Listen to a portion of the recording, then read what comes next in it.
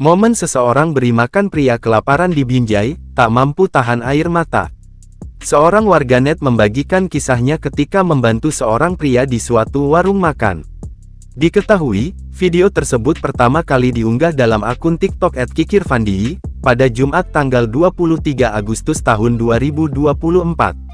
Dijelaskan bahwa mulanya sang perekam video tengah makan di sebuah warung makan yang berlokasi di Binjai, Sumatera Utara.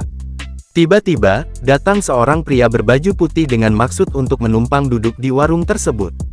Menurut sang perekam video, pria itu tampak lelah dan kelaparan. Namun, pria berbaju itu hanya bisa melihat orang lain makan. Merasa iba terhadap pria itu, sang perekam video pun meminta pelayan warung tersebut untuk membungkuskan makanan. Tepat saat sang pria akan pergi, pelayan warung itu pun datang sembari memberikan bungkusan nasi tersebut.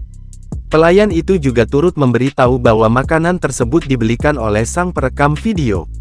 Mengetahui hal tersebut, sang pria pun tampak mendatangi sang perekam video dan berterima kasih. Kini, video yang diunggah pada Jumat tanggal 23 Agustus tahun 2024 itu pun viral dan diunggah ulang dalam banyak akun di media sosial. Warganet yang menyaksikan unggah tersebut pun ramai memberikan komentar.